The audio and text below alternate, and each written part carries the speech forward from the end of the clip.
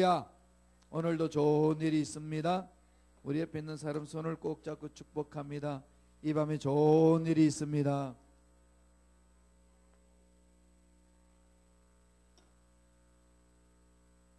좋은 일이 있습니다. 요새 날씨가 요상하죠? 특별히 감기 조심하십시오. 예, 저도 올려다가 쫓아버렸어요. 올려가는 것을 쫓아버렸습니다.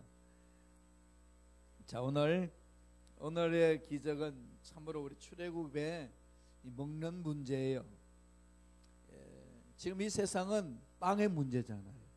다 먹고 사는 문제죠, 그죠? 이 먹고 사는 이 문제가 참 해결 안 되면은 참 힘들어요, 그죠? 이 출애굽했던 이스라엘 백성들이 먹고 사는 문제 때문에 늘 문제가 일어났습니다. 광야에서는 물도 없고 요리할 수 있는 것도 없고 다음에 식품을 구할 수도 없습니다. 그러한 상황에 하나님이 던지죠. 그러니까 제일 힘든 게 그거잖아요, 그죠? 사막에서는 마시는 게 제일 힘들고 그 다음에 먹는 게 힘들죠. 근데 그때만 그런가요? 지금은 어때요? 지금도 똑같죠? 지금 다 먹고 사는 문제잖아요, 그죠? 예, 이 이민 생활에는 특별히 더 그런 것 같아요. 이건 참 절실한 거거든요. 그러니까 이 잘 사는 미국 나라에서도 먹고 사는 문제 해결 안 되니까 노숙자가 생기고, 일본에도 노숙자가 있고 독일에도 노숙자가 있어요. 그 참 인류 역사 속에 늘 노숙자가 있어요. 그리고 저기 동구권에 가면은 집시들이 많습니다.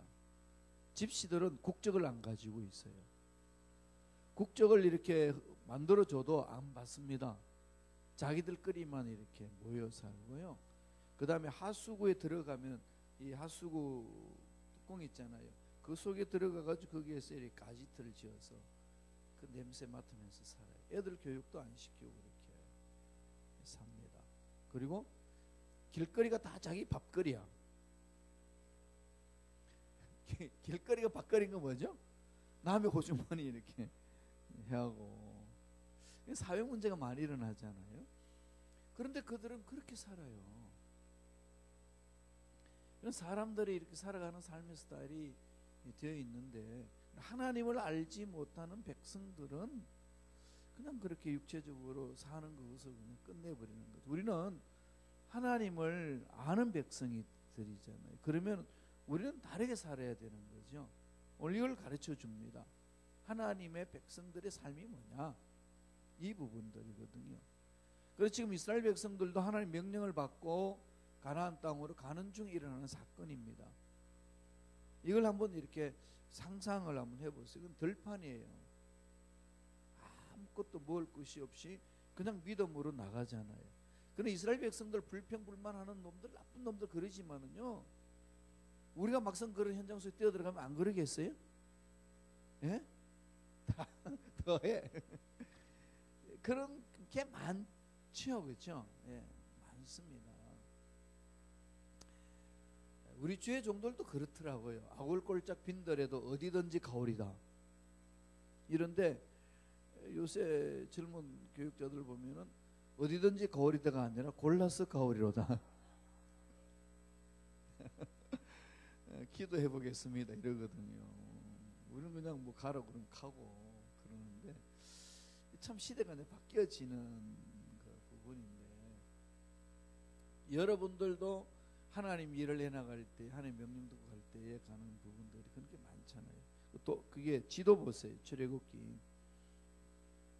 그게 나일강 애굽 쪽으로 보면은 나일강 삼각주 있잖아요. 거기는 고센 지역, 람세스, 비옥한 땅이잖아요. 거기 살았거든요. 야곱이 이주해서, 그죠? 야곱하고 식구들이 거기에서 이제 이주했지 않습니까? 그러니까 그게 430년 동안 하면서 인구가 엄청나게 늘은 거죠. 70명이 이주해가지고 거기 나올 때는 70만 명이 됐다고 그랬습니다. 70만 명이. 거기에서 이제 하나님이 가라고 그러는데 모세가 끌고 나오는데 제일 먼저 오는 것이 두 번째 홍해 갈라지는 사건, 기적을 보잖아요. 이 기적 보기 전에 열 가지 재앙의 기적을 보죠. 그러니까 이스라엘 백성들은 기적 사건에서 출발하는 거예요.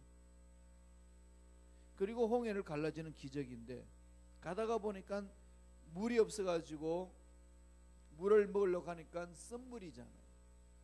쓴물이 있어서 거기 가지를 넣어서 달게 했죠. 그래서 가서 엘림을 체험합니다. 엘림은 하나님 예비하신 낙원 같은 거잖아요. 그렇게 가다가 보니까 이제 또 물이 없어요. 어디 갔어요? 르비딤 반석 바위에 물이 없으니까 하나님이 또 기적을 허락해 줍니다.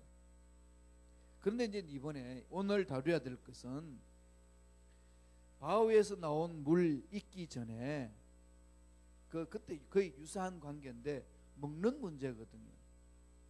애굽에서는 노예 생활이었지만 고기도 먹고 그 당시 그들이 부추도 먹고 부추 이야기하죠, 그죠? 그 다음에 마음껏 이렇게 먹을 수 있었는데 광야에 오니까 고기도 못 먹고 먹을 것도 없는데 여기에서 이제 이스라엘 백성들이 하소연하잖아요. 하소연할 때에 내려준 게 뭐죠? 만나였고 그 다음에 메추라기 이제 그림 이 사진 가졌는데 꽁처럼 생겼대요. 꽁과에 속한 거예요. 그래서 알을 놓으면 꽁알처럼 그렇게 놓는 거죠. 이 메추라기를 통해 가지고 하나님은 고기 맛을 보게 하는 거죠. 만나를 통해 가지고 음식을 해결하게 하고. 그러니까 이 만나와 메추라기 사건은 엄청난 영적인 의미를 많이 해주고 예수 그리스도의 구속 사역을 또 예표하는 거거든요. 그리고 또 우리 일상생활에 먹을 것을 주시는 하나님. 나중에 우리 볼 것은 이제 의식주, 그러니까 의복인데 의복을 40년간 이 옷을 하나 입으면은 안 헤어지고 입었어요. 40년. 제가 입어봤는데 10년 동안 입어본 게 있어요. 그리고 다 헤어지더라고. 예? 와이셔츠 같은 거를 이렇게 좋아가지고 그 계속 입어봤는데요. 나도 모르게 여기 막 헤어지는 거지. 여기 와서 보니까 많이 헤어져 있더라고. 다 내버렸어요. 헤어져서 10년도 안 됐는데 헤어지는데 40년간 안 헤어지고 입었다. 이게 가능하겠냐는 거죠. 그죠? 그건 나중에 우리 한번 다루고, 오늘은 먹는 문제. 먹는 문제인데 광야로 이렇게 왔는데 홍해 앞에 인도하게 하셨고 그 다음에 광야로 인도했거든요. 하나님이 이스라엘 백성들을 끌고 가면서 왜 이렇게 몰고 가셨을까요? 여기 도표 그거만 봐도요. 저기 지도 봐도 가나안 땅으로 가려면은 홍해를 일로 안 내려오고 시내산으로 안 내려오고 곧장 직선으로 가면 돼요. 그 오른쪽 제일 위에 저기 사해바다 보이죠? 그걸로 가게 하면 됩니다.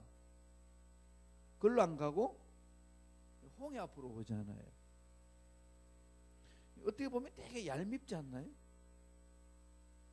왜 이렇게 힘들게 하시나, 이렇게 왜 인생 어렵게 살게 하나, 이 부분이죠. 여기에 대한 답입니다. 이건 오늘날에도 저와 여러분 여러 가지 문제 많이 경험하는데 왜 하나님 꼭 이렇게 하실까? 라는 의문. 이 상황 속에서 하나님이 주시는 메시지가 있습니다. 2페이지 넘어가 볼까요? 2페이지에서 신광야로 인도하신 하나님의 계획이 있습니다. 광야로 이끄시는 계획이 있죠. 광야는 뭘까요? 먹을 게 없고 마실 물이 없고 입을 것이 없는 상황입니다. 그럼 여기는 이런 상황을 우리는 뭘 말하죠? 절대 절망이잖아요. 절벽입니다. 그러니까 지금 이스라엘 백성들을 하나님 어디로 끌고 가죠? 낭떠러지로 끌고 가잖아요. 이 절망을 느끼는 절벽으로 끌고 가가지고 어떻게 하죠? 거기서 뛰어내리라는 거지. 뛰어내리겠어요? 우리 신앙생활 이런 일들을 많이 경험하게 합니다. 하나님이 이스라엘 백성들 가나안 땅으로 가기까지는 그 훈련시키는 과정을 보면 어마어마한 거죠. 이끌이 이끄시는 하나님 계획이 있는 건 첫째로 뭐죠? 하나님의 테스트죠. 하나님 얼마나 신뢰하느냐, 하나님 얼마나 신뢰하느냐, 신뢰 문제입니다. 늘 신뢰 문제거든요. 그리고 신뢰하시면서 하나님이 계획하시는 게 있어요. 그러나 우리 속에 있는 연약함과 불신앙을 드러내는 거죠. 연약함과 불신을 드러내서 철저히 하나님만을 신뢰하게끔 내가 내 자신을 믿었던 것도 다 내려놓는 거죠. 우리가 하나님을 절대 신뢰하지 않는 이유는요, 여태까지 살아왔던 방법대로 살면 된다고 생각하는 게 많고, 또 내가 믿는 구석이 있는 거죠. 믿는 구석이 있으니까 뭐 그렇게 안 매달려도 돼, 그죠? 그렇게 뭐 하나님 말씀 뭐 순종 안 하고 뭐 웬만큼 살아왔는데 뭐 이게 들어있잖아요. 예습관에 끌리는 거죠. 그리고 하나님을 철저히 신뢰하는 거. 이걸 한마디로 하나님 뭐라고 정의하죠? 교만하다. 사람 교만 그러면은요, 사람들이 다 자기가 뭐 큰 것을 가지고 있어가지고 난 니보다 낫다 뭐 이런 식으로 생각하는데, 그거 아니고요, 하나님을 신뢰하지 못하는 것은 교만이라는 거죠. 신뢰하지 못하니까 뭘 안 하죠? 기도하지 않습니다. 기도. 이런 부분들이 우리가 이제 철저히 생각해야 되는 거죠. 참 말씀 읽어보죠. 그래서 16장 3절에 보면 하나님이 주시는 이스라엘 백성들의 그 무엇을 위하여 하시는 건지 하게 됩니다. 다 같이 읽습니다. 시작. 이스라엘 자손이 그들에게 이르되 우리가 이 애굽 땅에서 고기 가마 곁에 앉아 있던 때와 떡을 배불리 먹던 때에 야훼의 손에 죽었더라면 좋았을 것을 너희가 이 광야로 우리를 인도해 내어 이 온 회중이 줄여 죽게 하는도다. 그리고 이스라엘 백성들이 이 말만 들으면 뭐죠? 여태까지 10가지 재앙의 기적과 홍해의 기적은 온데간데 없는 거죠. 온데간데도 없이 지금 먹을 게 없고 마실 물이 없다. 우리를 왜 여기로 이끌어 왔냐? 모세와 아론 그 지도자들한테 대항하는 거죠. 이런 절망. 여기서 이걸 가만히 묵상 한번 해보세요. 이스라엘 백성들이 뭐 기적을 처음에 안 했다고 그러지만은 또 자기 상황에서 보면은 힘든 거잖아요. 정말 힘든 거거든요. 이게 미래가 안 보이는 거지. 이게 홍해를 건너왔어. 알았어. 먹는 거는 그럼. 먹는 거는 입을 거는 뭐 이거 생각하면 머리 터지는 것 아니겠습니까? 여기에 대해서 신명기, 지금 우리 출애굽기는 없습니다. 신명기 모세가 이스라엘 백성들한테 한 번 더 교훈하면서 설교했던 내용이 들어 있습니다. 신명기 8장 2절 한번 다 같이 읽겠습니다. 시작. 내 하나님 야훼께서 이 40년 동안에 내게 광야 길을 걷게 하신 것을 기억하라. 이는 너를 낮추시며 너를 시험하사 내 마음이 어떠한지 그 명령을 지키는지 지키지 않는지 알려 하심이라. 그럼 하나님이 계획이 있다는 거죠. 광야의 길을 걷게 하신 것을 기억하라는 거죠. 이유가 뭐죠? 너를 낮추시고 시험하사 명령을 지키는지 안 지키는지 알려 함이라. 하나님은 테스트하고자 하는 거죠. 그런 그 하나님 테스트하시는 목적은 딱 하나지, 뭐죠? 하나님을 신뢰하라. 하나님이 책임져 주신다. 이 부분을 계속 불어넣는 그 하나님 마음이죠. 그러려면은 여기서 우리 마음은 뭘 보죠? 하나님에 대한 신뢰를 갖고 나는 왜 하나님을 신뢰하지 못하는가? 내 삶을 돌아보게 하는 거죠. 이스라엘 백성들이 그러잖아요. 원망하는 내용을 보면 그들은 아직도 육체적인 습관에서 벗어나지 못했던 거죠. 옛 습관에 벗어나지 못했습니다. 기적을 또 체험했고 재앙에서도 벗어났고 있지만은 그래도 불구하고 옛 습관에 빠져 있는 거죠. 그러면서 하나님이 또 뭘 원하시는 거죠? 우리 생각을 바꿔주기를 원하는 거죠. 생각을 바꾸기를 원합니다. 신명기 8장 3절 천천히 읽어보죠. 시작. 너를 낮추시고 너를 줄이게 하시며 또 너도 알지 못하며 내 조상들도 알지 못하던 만나를 내게 먹이신 것을 사람이 떡으로만 사는 것이 아니요 야훼 입에서 나오는 모든 말씀으로 사는 줄을 내가 알게 하려 하심이니라. 자, 만나를 하나님이 초자연적으로 기적으로 주신다. 기적을 맛보게 하신다. 이 기적을 맛보게 하시는 이유도 어디에 있다는 거죠? 약속의 말씀을 붙들고 살기 위함이다. 약속의 말씀을 붙들고 살기 위함이다. 약속의 말씀을 붙들으라는 거죠. 만나를 먹이는 것. 그래서 어떤 문제 앞에서 우리가 허우적거리게 할 때는 하나님의 신뢰다. 신뢰 훈련이다. 그 다음에 이런 신뢰 훈련을 하는 것은 기적을 체험하는 건데, 기적 체험하는 것도 전적으로 또다시 어디로 나가죠? 아버지 약속의 말씀에 신뢰한다는 거죠. 아버지 약속의 말씀을 붙들고 나아가는 거다. 그럼 저와 여러분들은 해야 될 일이 뭘겠습니까? 아버지 약속의 말씀 붙들기 나아가는 거죠. 말씀은 살아있는 걸 체험하는 겁니다. 그러나 지금 이 미국 상황도 힘들고, 여러분 연세도 들어가시면서 앞날이 어떻게 될 것인가도 힘들고, 자녀들에게 일어나는 문제들도 여러분 어떻게 풀어야 될 것인지 힘들고, 이럴 때마다 오는 것은 하나님이 그런 것을 맛보게 하신 것은 하나님이 나를 미워해서도 아니고 살아 계시지 않으셔도 아니고, 오직 하나, 오직 나만을 신뢰하라. 이걸 가르치는 거죠. 그 신뢰를 약속의 말씀을 통해서 보여주신다는 겁니다. 그래서 기적의 사건은 약속의 말씀을 가져가는, 이끌어 주시는 거죠. 그러니까 지금 만나를 통해서 오늘 신명기 8장 3절에 말씀하시는 것은, 만나를 먹이신 것은 사람이 떡으로만 사는 것 아니다. 말씀으로 산다.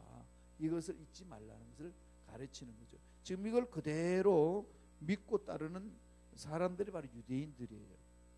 유대인들을 우리가 좀 연구할 필요는 있습니다.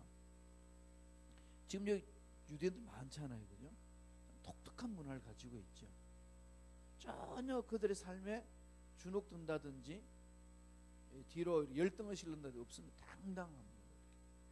당당히 가는 것은 하나님이 책임져 주신다는 확신이 있는 거죠. 이런 훈련을 받은 사람이 그 히틀러 시대 때요, 아우슈비츠, 폴란드의 아우슈비츠에 있었는데, 그 집단 수용소, 강제 수용소거든요. 그 집단 수용소에서 사람 되기를 포기하게 만드는 핍박을 했습니다. 유대인들이. 그러니까 인간으로 생각하지 않도록, 그러니까 자기 스스로 비참하게 느끼도록 만드는데, 그럼에도 불구하고 그들은 야훼 하나님을 찾았어요. 그리고 뭐 절기도 많이 하고 그렇게 돼 있는데, 그래서 나중에 이제 연합군이 승리해가지고 히틀러 이제 자살하고 독일 다 항복하고 갈 때 연합군이 아우슈비츠로 딱 들어갔는데, 그 방마다 이제 살아남은 사람들 구출해내고 뭐 깨스리 죽는 사람도 있고 이랬는데, 그 방의 벽에 낙서를 보고 연합 군사들이 그냥 경악을 금치 못했던 구절이 있었습니다. 뭐라고 했냐면은, 벽에다가 막 절규하면서 하나님 살아계시면 어디 계십니까? 이 상황 속에 우리들 언제까지 내버려 두시려면, 내가 막 외치는데 그 밑에다가 뭘 글로 써놨냐면은, 그래도 하나님은 살아계십니다. 그 신앙 고백을 쓰는, 그래도 하나님은 살아계십니다. 그 하나님의 능력을 신뢰하면서 이 세상의 것보다도 영원한 천국으로 나아가는 그들의 신앙 고백에 깜짝 놀라는 그런 모습들이 이렇게 연합군들을 통해서 지금도 이렇게 회자되고 있지 않습니까? 하나님 신뢰하는 훈련이거든요. 철저하게. 그런데 지금 이 세상에서 살면서 민생활 하시면서요, 내가 실수할 수도 있고 실패할 수도 있고 넘어질 수도 있는데, 그런 문제 있을 때 꼭 잊지 말라는 것. 하나님을 신뢰하기 위한 훈련이시다. 하나님이 나를 신뢰하도록 하기 위한 훈련이다. 그런데 여기서 해야 되는 뭐죠? 영적 깡으로 버텨야 되는 거죠. 영적인 깡으로 버티는 거. 이게 참 중요합니다. 그죠? 깡으로 산다는 거. 이게 필요하잖아요. 영적인 깡. 3페이지 넘어봐요. 출애굽기 16장 3절에 있습니다. 다 같이 읽겠습니다. 시작. 그때에 야훼께서 모세에게 이르시되, 보라, 내가 너희를 위하여 하늘에서 양식을 비같이 내리니 백성이 나가서 일용할 것을 날마다 거둘 것이라. 이같이 하여 그들이 내 율법을 준행하나 안 하나 내가 시험하리라. 하나님이 원하시는 것은 딱 하나밖에 없잖아요. 나를 신뢰하느냐 안 하냐. 이 부분들입니다. 제가 YM에서 훈련 받았는데, YM은 Youth with a Mission이라고요. 그러니까 젊은 선교 단체 이렇게 해서, 한국어는 예수전도단 들어보셨죠? 그 본부가 하와이에 있어요. 코나에, 하와이 코나에 있는데 거기 열방 대학이 있어요. 열방 대학이라고, The University of Nations. 그러니까 모든 열방들이 모여서 훈련받고 하는데, 그게 뭐 지금 이 유명한 우리 대학처럼 그렇게 되는 게 아니고 6개월 과정, 1년 과정 제자 훈련하는 그런 시스템 하는 대학이에요. 로렌 커닝햄 목사님이 만드셨는데, 그 훈련에 한국의 지부가 예수전도단으로 있어요. 예수전도단에서 하는 것이 6개월간 DTS 훈련합니다.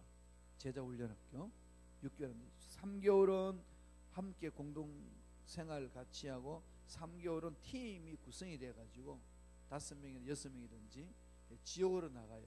그래서 6명이 우리 대구, 제가 대구 그때 이제 몸이 아파서 휴학하고 대구에 있었었는데, 대구에 그 팀들이 왔어요. 6명. 그러니까 우리 대구 집하고 그 팀들은 조인해가지고 같이 이제 있는데, 그들이 와가지고 뭘 찾냐면, 이세들이 집을 찾잖아요. 집을 찾는데, 그 집이 하나님이 이제 주신다고 그래가지고 그 그룹이 6명이 모여가지고 YM은 하나님의 음성 듣는 훈련을 해요. 하나님의 음성을 어떻게 훈련을 하느냐, 누구 이름까지 음성을 듣고 그 기도 제목을 받아 적고 중보 기도하는 그 훈련을 해요. 고도의 영적인 훈련이죠. 하나님의 음성을 구체적으로 듣는 거. 그럼 자기들이 이제 6개월 동안 DTS 훈련하면서 아울리치에 3개월 동안 살 수 있는 집을 찾으러 갔습니다. 그런데 그 집을 어디서 찾아야 되느냐, 스태프들이 모여서 기도하는 거죠. 우리가 갈 집을 하나님 허락해달라고, 번지까지 가르쳐달라고. 엄청난 도전이잖아요.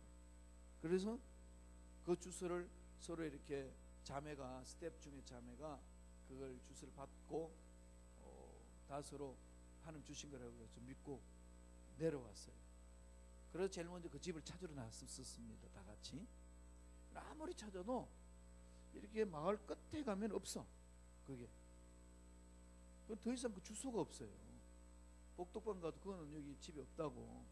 그러다 보니까 나중에 이제 우리는 그래서 이제 해가 져서 각자 흩어지고, 저는 이제 집으로 가고 있는데, 며칠 후에 이제 알았어요. 그 사람들이 복덕방을 통해서 알아봤더니 자기들이 얻었던 주소가 논이야, 논 주소를 가져와 가지고 집이라고 하나의 음성이라고 듣고 온 거지.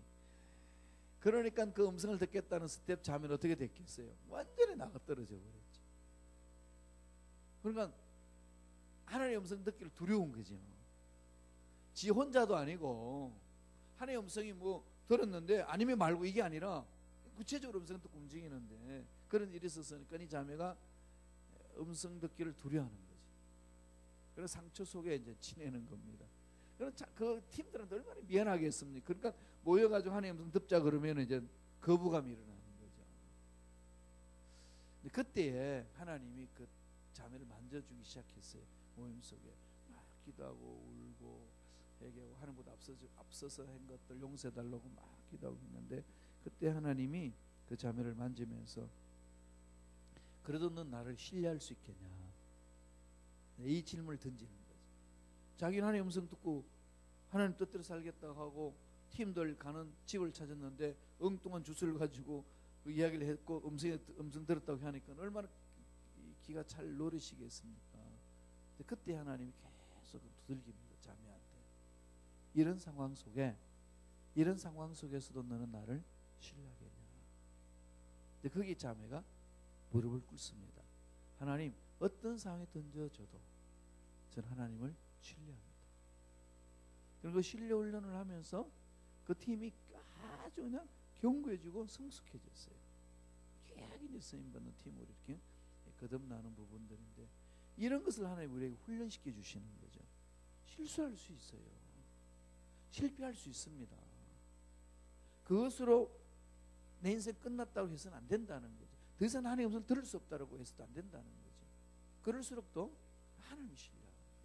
이스라엘 백성들이 이 가나안 땅으로 가면서 신광야로 가가지고 어려운 상황을 다 경험했던 그 속에 있을 때 연약한 인간들은 다 하나님 앞에 불평불만하는데 그럴 때마다 하나님이 모세에게 주시는 메시지는 이 백성이 나를 얼마나 신뢰하느냐 하나 테스트한다. 너 흔들리지 마라. 네가 분명히 그것을 알고 백성들을 그렇게 이끌어가라. 이게 지금 백성들만 원망이 있어요. 이끌고 가는 모세가 마음이 어떻겠습니까? 아니 지도자가 됐으면 우리들을 먹을 수 있는 곳을 끌고 가야지. 이게 뭐냐고. 얼마나 원망 소리를 듣겠습니까? 그러니까 모세가 백성들이 원망 소리를 들을 때마다 느끼는 게 뭘겠습니까? 내가 이렇게 무능하냐 이거지. 이게 뭐냐는 거지. 하나님 음성 듣고 왔는데 이게 뭐냐고. 이게 얼마나 하소연하겠습니까? 그러나 모두가 다 모세는 모세대로 훈련받고 백성대로 훈련받는 거예요. 이민 교회에 인도하는 우리 목회자들이 이 부분들을 흔들리기 시작하면은요 놔버립니다. 그래서 지금 여기 시카고 지역에 있는 목회자들 이렇게 모임이 있는데 가면은요 같이 모임까지 놓는데 벌써 반이 떨어져 나갔어요. 반이. 목회 포기하신 분도 있고 다른 데 가신 분들도 있고 또 아예 쉬고 있는 분들도 있고 다른 계획을 세우고 계시는 분들도 있고 이런 부분들 속에서 여러 가지 어려운 일들이 있을 때 안 되는 곳에서 되는 것을 체험하는 게 하나님의 능력인데 하나님은 죽은 자도 살리시고 없는 것도 있게 하신 하나님이신데 안 된다고 주저앉아 버리면은 하나님의 전능하심을 어디서 체험하느냐는 거지. 되는 곳에서 하는 거는 믿지 않는 사람들도 그렇게 살아가요. 그렇잖아요, 그죠? 이 부분을 훈련한다는 거. 그래서 이 만나와 메추라기 사건을 통해 가지고 하나님이 테스트하면서 훈련시키는 부분들, 이건 잊지 말아야 된다는 거죠. 자, 그럼 훈련 받았을 때 하나님 어떻게 하시나요? 예, 연단 후에 주시는 게 뭐죠? 복이죠, 복.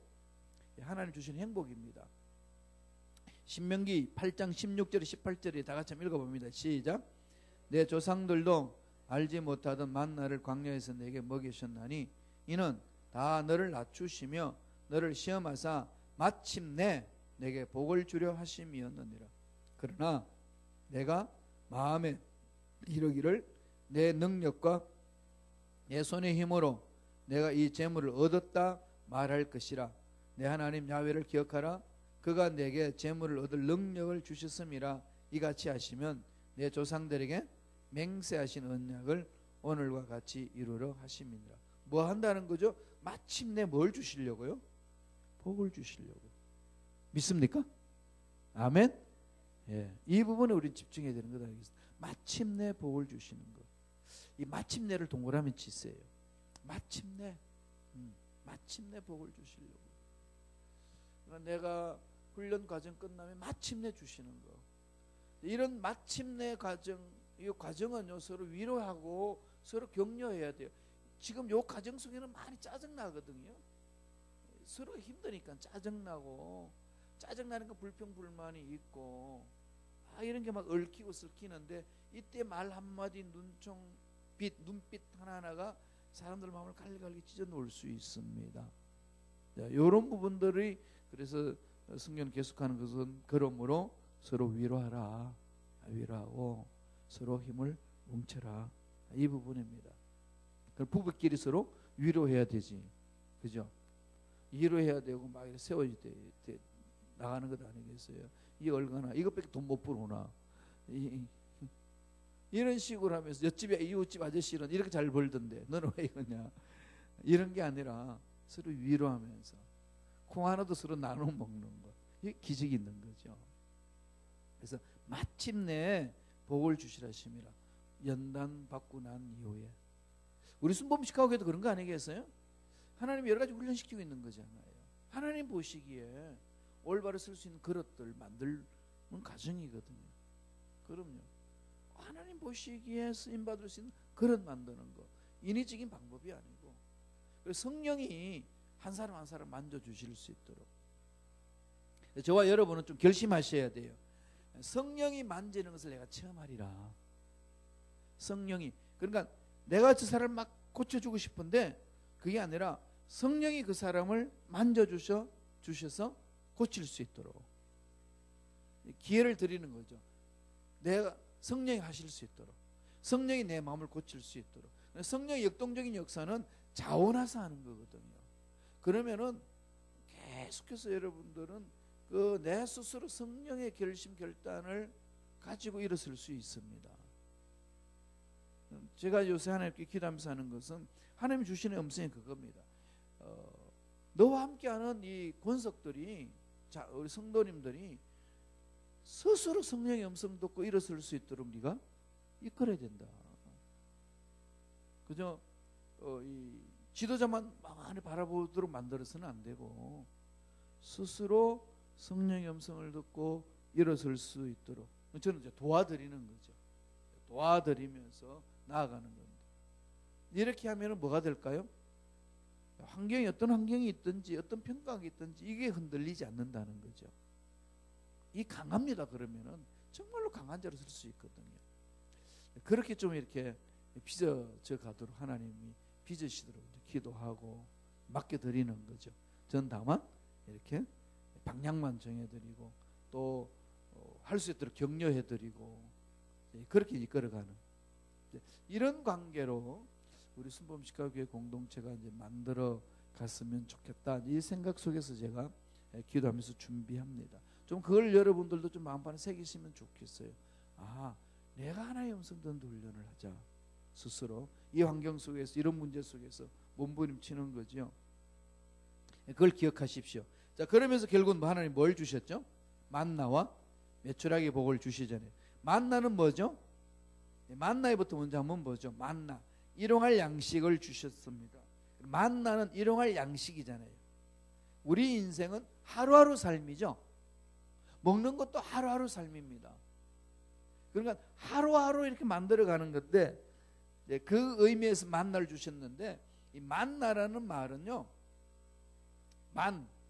이게 뭐냐면은 히브리 말로 무엇이냐 이 말입니다. 이렇게 하늘에서 떨어졌는데 이게 뭐지? 이 말이 만나예요. 이게 뭐지? 이 만나라는 거죠. 호주에 가면 캥거루가 있죠. 캥거루 이름이 뜻이 뭔지 알아요? 외지에서 누가 왔는데 호주 사람이 한테 물어봤대요. 저 동물 뭐냐고. 캥거루. 그랬더니 그게 뭐 나도 몰라. 그게 그냥 그 짐승 이름이 됐어요. 나도 몰라. 원주민 말로 그러는 이런 것들이 있는 것처럼 이 만나라는 말은 이게 뭐지? 하늘에 떨어진 거야. 감격이죠, 그죠? 이게 뭘까? 그래서 만나, 하나님께서 먹이시는 거죠. 기적적으로 먹이시는 사건을 만나 그럽니다. 감격이죠, 감격. 4페이지로 넘어갈게요. 4페이지 보세요. 이 만나를 주는데요, 만나를 꼭 하루 먹을 양식만 주셨어요. 내일 일을 걱정해 가지고 더 모으면은 어떻게 되죠? 썩어버립니다. 못 먹는 거죠. 그 사람들이 먹을 것만 주시는 거죠.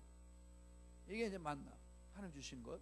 그런 다음에 이스라엘 백성들은 월요일에서 주일에서 월요일까지, 금요일까지 일을 하잖아요. 6일 동안. 6일 동안 열심히 만나를 모으러 가요. 만나를 모으는데 7일 날은 만나가 안 내려와요. 그러면은 7일 날 어떻게 먹고 살죠?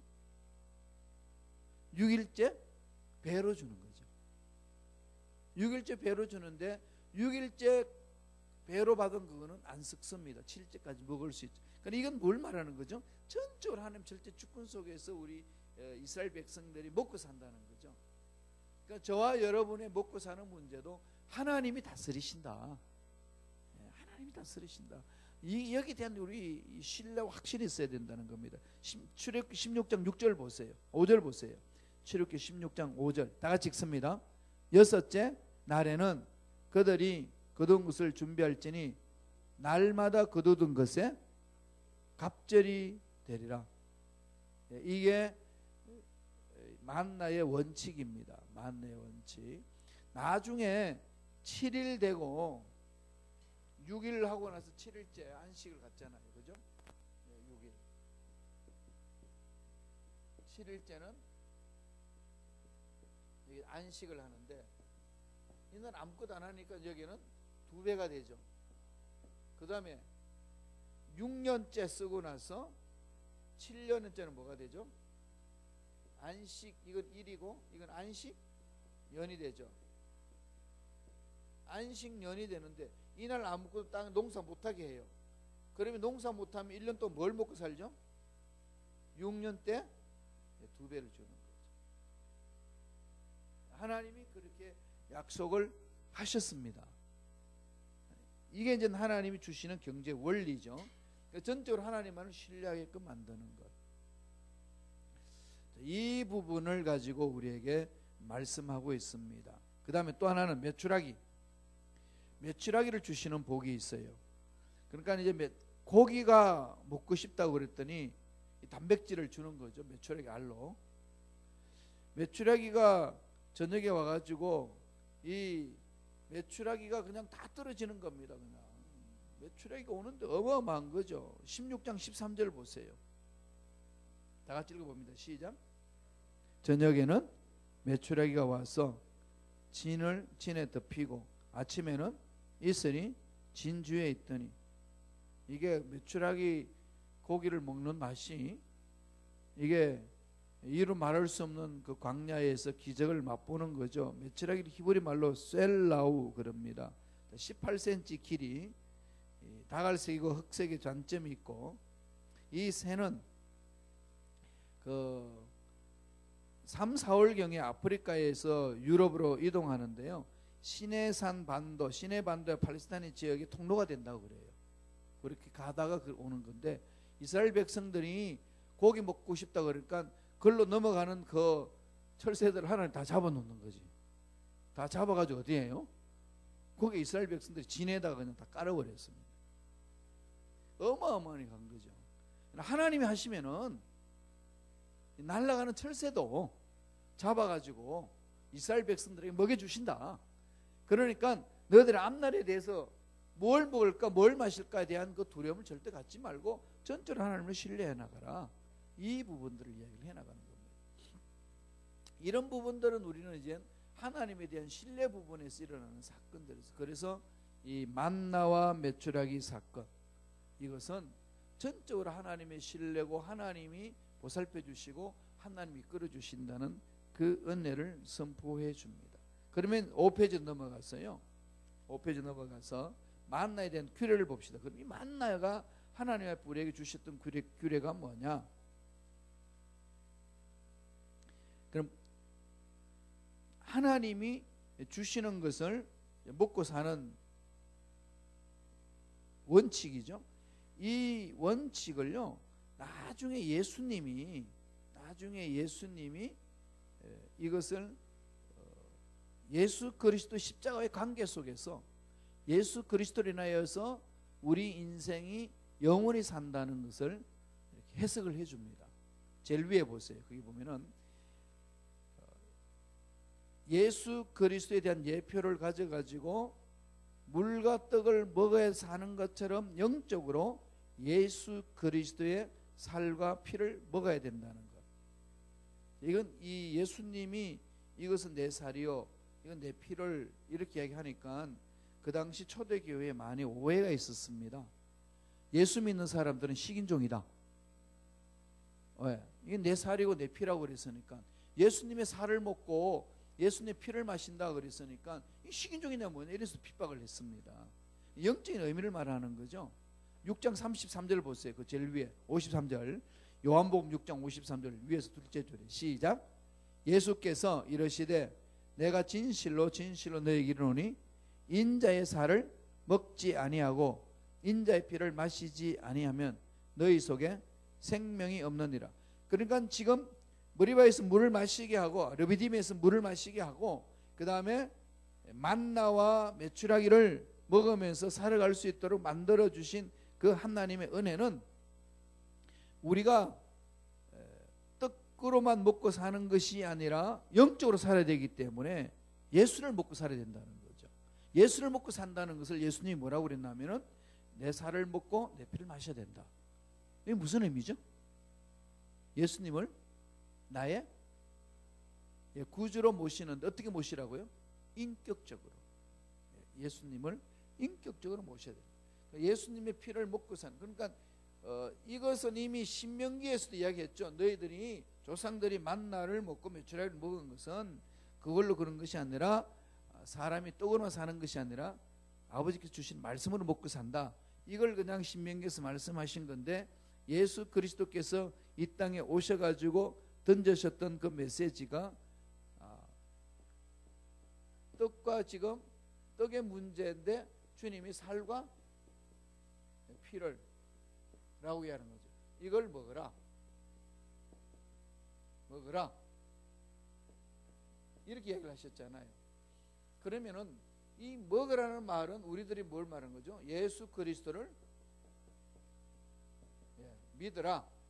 예수 그리스도에 대한 예수 그리스도를 믿어라. 예수 그리스도 믿음이잖아요, 그죠? 예수 그리스도 믿음이 문제입니다. 이 믿음을 왜 먹으라 그러냐는 거죠. 이 살과 피를 한다. 이게 출애굽 시대 때 만나와 메추라기 사건을 갖추고 이야기합니다. 이 기적적인 사건을 예수님이 우리에게 오셔서 이거를 너희 조상들이 먹은 것처럼 너희들도 나를 먹으라, 나를 믿어라. 이 말은 인격적인 만남을 말하는 거죠. 인격적인 만남. 인격적인 만남이 뭔데요? 뭐가 인격적이죠? 저 사람 참 인격적이다 그럴 때 여러분 어떻게 표현하나요? 성령님을 인격적으로 모셔드리는데 어떻게 해야 되죠? 인격적이라는 말은 지성이 있어야 되죠. 지적인 거예요. 지성이 있어야 되고, 그 다음에 뭐가 있어야 되죠? 감성이 있어야 되잖아요. 그 다음에 의지가 있어야 되는 거죠. 이게 균형적으로 잡힌 사람을 인격적인 사람이, 인격적이다 그러거든요. 지적으로 깨닫고, 그 다음에 감성적으로 마음으로 받아들이고, 의지적으로 결단하고. 의지 박약이 되면은 결단이 자꾸 무너지잖아요. 감성이 없으면 히틀러 같은 인간이 돼요. 그죠? 깨달음이 없으면 맹목적이 되는 거죠. 그러나 하나님과의 관계에서 나갈 때는 지적이면서 감정적이고 감성적이고 의지적인 것, 지정의가 살아있는 거죠. 이걸 성령님으로 우리 모신다 그럴 때 어떻게 하죠? 성령님 하나님으로 인정해야 되는, 성령님 인정합니다. 하나님으로. 그 다음에 환영하고 모셔드립니다. 그런 다음에 의지합니다. 이게 이제 우리 조영기 목사님이 아주 쉽게 그렇게 풀어놓으셨잖아요. 성령님을 의지적으로 인격적으로 모셔드립니다. 이 말은 성령님을 인정합니다. 먼저 제일 먼저 나오는 게 인정하는 거죠. 하나님 인정하는 겁니다. 성령님을 능력이 아니라 하나님을 인격적으로 인정합니다. 그 다음에 마음으로 환영하는 거죠. 그런 다음에 환영하고 모셔드리고 의지합니다. 참 아주 문장을 아주 쉽게 만들어놨잖아요. 이것처럼 예수 그리스도를 믿는다는 말은 인격적으로 예수님께 만남이 있는 거지. 예수님이 어떤 분인지 알고 내 마음을 열고 의지 결단해서 나와 함께 예수님이 나와 함께 더불어 살아갈 수 있도록 내가 더불어 먹고 산다. 이게 가장 중요한 부분들이죠. 인격적인 만남을 예수님은 요한복음 6장 53절에서 나를 먹어야 생명이 있다. 그 다음에 6장 47절과 48절에도 있습니다. 다 같이 보죠. 시작. 진실로 너에게 이르노니 믿는 자는 영생을 가졌고 내가 곧 생명의 떡이니라. 그러나 예수님이 우리 생명을 살린다는 거죠. 그 다음에 54절 57절 좀 깁니다만 다 같이 천천히 읽습니다. 내 살을 먹고 내 피를 마시는 자는 영생을 가졌고 마지막 날에 내가 그를 다시 살리리니 내 살은 참된 양식이요 내 피는 참된 음료로다.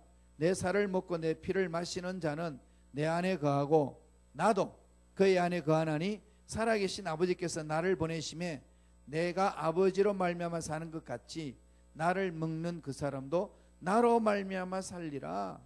여기에서 이제 먹는다는 표현을 자꾸 이야기하시거든. 예수님이 나를 먹는다, 나를 먹으라.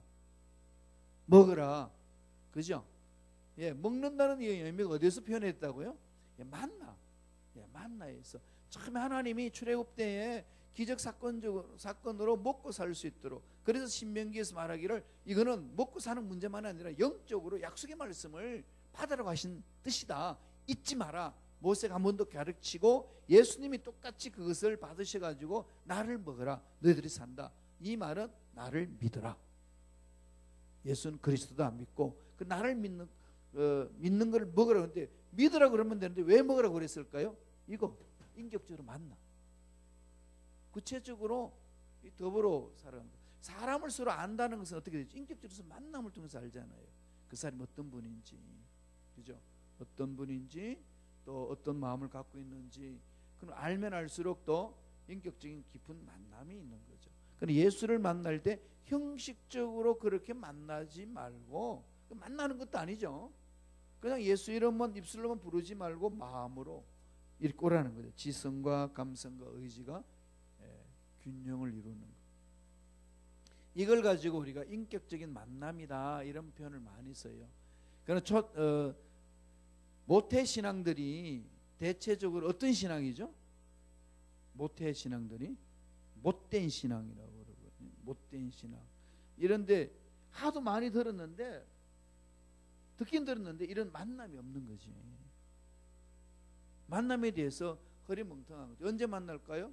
혼자 나가가지고 이리 터지고 저리 터지고 그러면서 이제 하나님 예수님을 나의 인격적으로 모셔드리는 거죠. 그러면은 교회에 와서 신앙생활하는 게 달라집니다. 헌신하는 게 달라지는 거죠. 예수 믿는 게 달라집니다. 이게 있어야 되는 거죠. 그래서 예수님은 나를 먹으라 이런 표현을 썼다는 것. 이건 그냥 이렇게 흘러보낼 말씀이 아니라 깊이 묵상해야 될 부분들입니다. 그래서 만나와 관계 맺는 것. 만나는 기적이에요. 예수님 오신 것도 기적적인 사건이잖아요. 이렇게 관계를 맺어줬습니다. 자, 거기에 대한 규례를 보지요. 이 규례는 이제 우리가 세 가지로 정리할 수 있습니다만은 말씀 읽고 우리가 정리하겠습니다. 다 같이 읽습니다. 출애굽기 16장 16절에서 18절 시작. 야훼께서 이같이 명령하시기를 너희 각 사람은 먹을 만큼만 이것을 거둘지니 곧 너희 사람 수요대로 한 사람에게 한 오멜씩 거두되 각 사람이 그의 장막에 있는 자들을 위하여 거둘지니라 하셨느니라. 이스라엘 자손이 그같이 하였더니 그 거둔 것이 많기도 하고 적기도 하나 오멜로 되어 본즉 많이 거둔 자도 남음이 없고 적게 거둔 자도 부족함이 없이 각 사람은 먹을 만큼만 거두었더라. 이 재미있는 표현했잖아요. 먹을 만큼만 거뒀더라. 많이 먹는 사람도 있고 작게 먹는 사람도 있어요. 소식가도 있고 대식가도 있죠. 그 대식가들은 많이 먹어야지. 소식가들은 그거 더 이상 안 먹습니다. 이게 지금 성경에서 가르쳐주는 우리 삶, 신앙생활의 가장 공동체 생활을 이야기를 하고 있는 거죠. 그럼 이게 뭘 의미할까? 뒤로 넘겨보세요. 6페이지에 첫째로 만나는 하나님의 공평을 가르쳐주는 거죠. 공평하신 하나님. 하나님의 은혜는 공평하심으로 옵니다. 공평하신 하나님. 송명희 씨 시인 하나요? 여러분 알죠? 나 가진 재물 없어도 그것을 작사하신 분이 작사 송명희 씨인데 그분이 어떤 분이죠? 이 지체부 자유자잖아요. 장애자인데 이런 분들과 뭐라고 그러죠? 뇌승마비라고 그러죠. 뇌승마비라는 장애자, 1급 장애자인데, 그러니까 말을 이렇게 잘 못하고 지 마음대로 몸도 못 움직여요.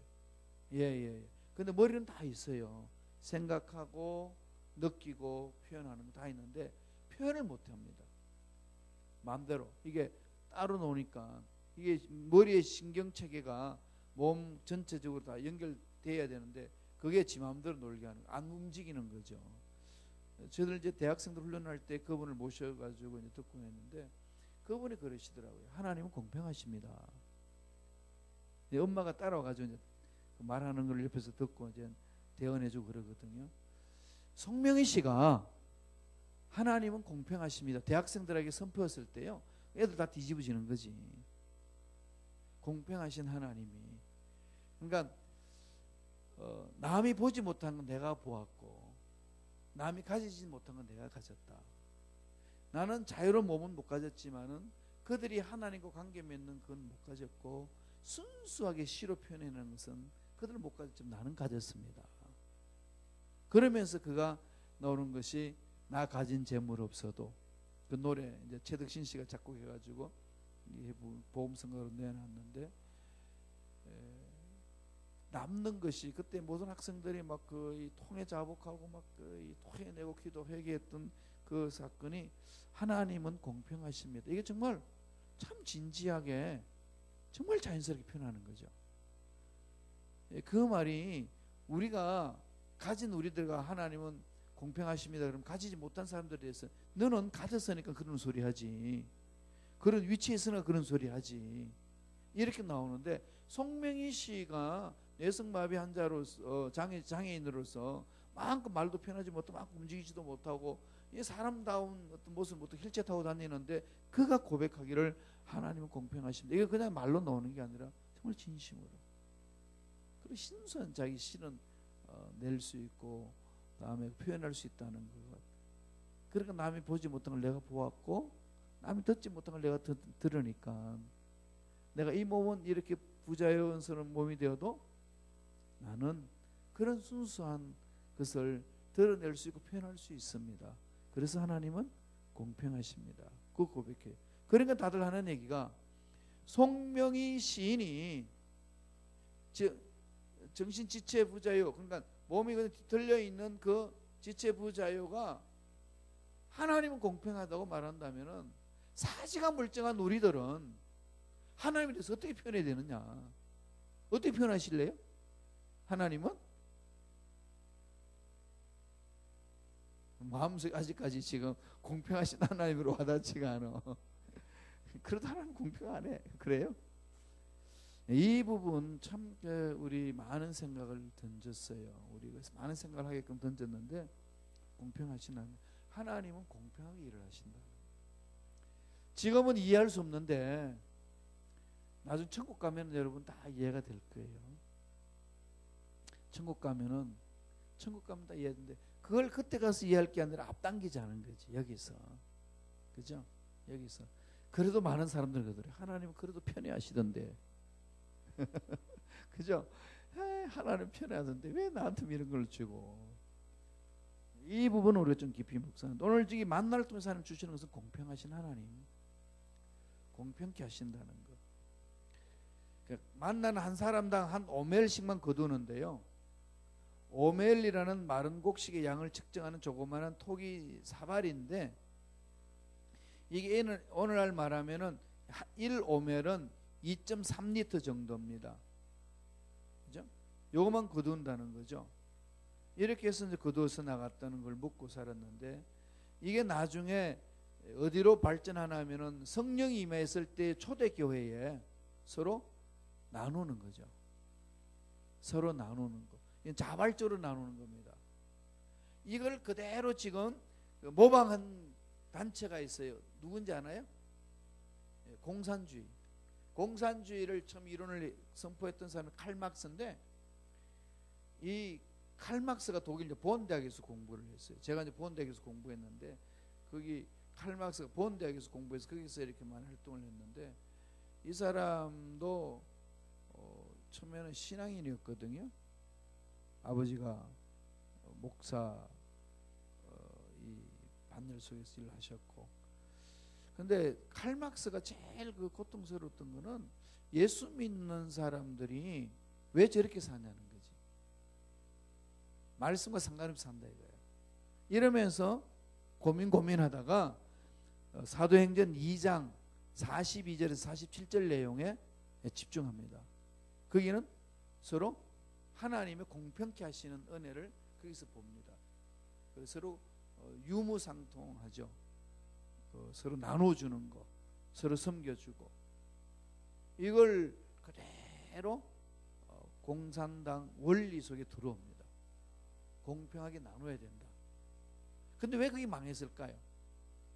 막스가 주장했던 거하고 성경에서 말한 것과는 완전히 차이가 있습니다. 성경은 뭐죠? 성령이 강하게 임재하셔서 성령이 감동으로 서로 나눠주는 거고, 막스는 이론적으로 이게 부자 사람의 돈을 뺏어가지고 나누게 하는 거고, 그러면서 나누니까 돈 나누면서 뭐하죠? 지 호주머니 집어넣고, 이게 공산당이잖아요. 그래서 공산당은 지들끼리 잘 먹고 사는 거죠. 이민들은 굶어 죽어도 상관하지 않고.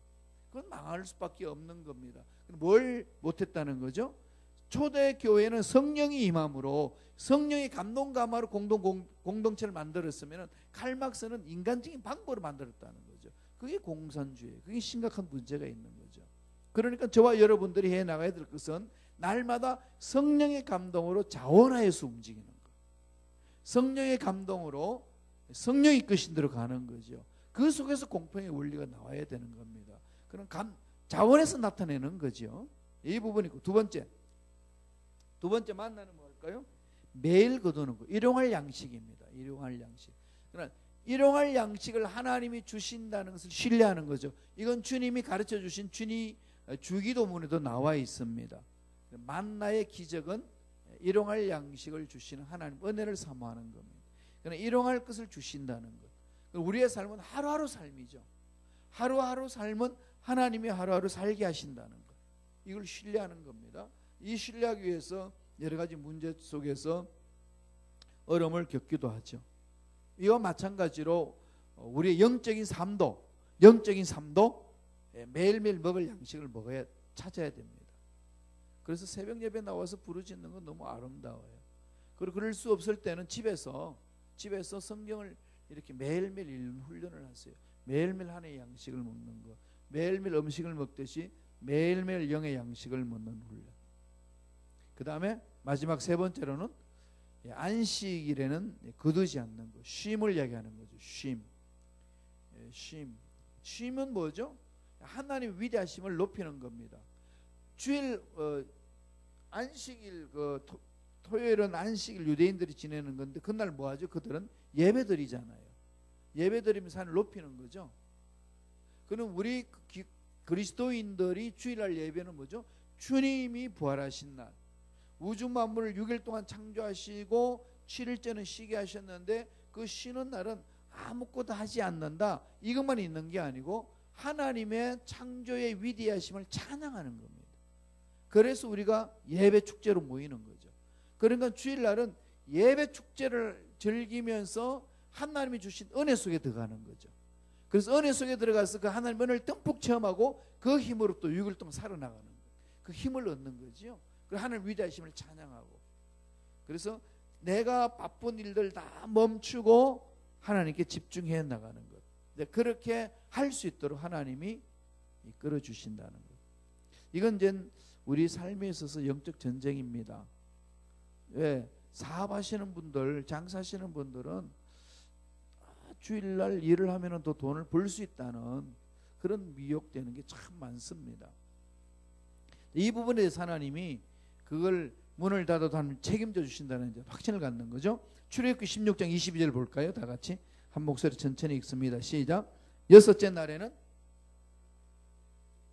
갑절의 식물 곧 하나에 2오멜씩 거둔지라. 회중의 모든 지도자가 와서 모세에게 알리매. 갑절의 식물, 여섯째 날, 일곱째 날을 쉬어야 되니까 하나님이 복을 주신다는 거지. 이게 된 신뢰입니다. 얼마나 신뢰하고 따라가느냐는 거죠. 얼마나 믿고 가느냐는 것 아니겠습니까? 이런 부분들. 그래서 앞으로 내 삶은 하루는 푹 쉬고 할 일 많은데 그날은 다 멈추고 하나님과의 관계를 맺고 하나님이 주신 은혜를 듬뿍 체험하고, 그래서 그 나머지 하루 하나님께 바치는 그 시간은 하나님이 책임져 주신다는 확신을 갖는 거죠. 이런 훈련이 중요합니다. 자, 그런데 그걸 믿지 않고 일을 했던 사람들 어떻게 되는지 한번 볼까요? 16장 27절입니다. 다 같이 읽습니다. 시작. 일곱째 날에 백성 중 어떤 사람이 거두러 나갔다가 얻지 못하니라. 그 허탕치는 거죠. 예, 지금 여기서 이제 하나님 우리에게 전적으로 이제 주는 오늘 그 만나와 메추라기 주는 가장 강력한 메시지는 뭐죠? 한 단어? 신뢰. 예, 신뢰. 신뢰. 그래서 지금 우리 이 현대의 생활 속에 어려운 문제 있고 답답한 문제 있고 고통스러운 문제 있을 때에 하나님이 던지는 메시지입니다. 그래도 신뢰할 수 있느냐? 그 예수 전도단 그 자매에게 하나님이 던졌던 메시지처럼 너 실패하고 창피당하고 고통당하고 어려움당하고 전능하시면 하나님 어디 계시냐고 외칠 수 있는 상황 속에서도 너는 나를 신뢰할 수 있느냐? 지금 여러 가지 어려운 상황들 많이 경험하신 분들 많이 있을 거예요. 또 풀어야 될 문제 있을 때에 하나님 언제까지 이러시렵니까? 이렇게 막 쏟아질 그 상황 속에 하나님이 던지는 질문은 그래도 너는 나를 신뢰하느냐? 우리 답은 아멘. 주님 신뢰합니다. 주님을 따라가겠습니다. 주님만 믿고 따라가겠습니다. 이 고백 속에서 하나님과 깊은 교제를 이루시고 그 신앙 고백 속에 내 믿음대로 될지어다 하나님의 음성 듣는 저와 여러분 되기를 축원합니다. 네, 기도하겠습니다. 우리 말씀을 묵상하면서 하나님 참 힘들고 어려운 상황 속에 있는데 이스라엘 백성들의 절망 같은 상황 속에서도 불평불만 가운데서도 하나님을 바라보게 하시고 또 그 속에서 하나님의 기적을 체험하게 하시고 그다음 하나님을 신뢰할 수 있도록 만들으셔서 결국 하나님 일꾼으로 세워나가는 아버지 그 손길에 우리도 사로잡히기를 원하고 하나님만을 신뢰함으로 지금 당한 어려운 문제를 극복해 나가기를 원합니다. 성령님 역사해 달라고 우리 다 같이 주여 삼창하시고 통솔을 기도합니다.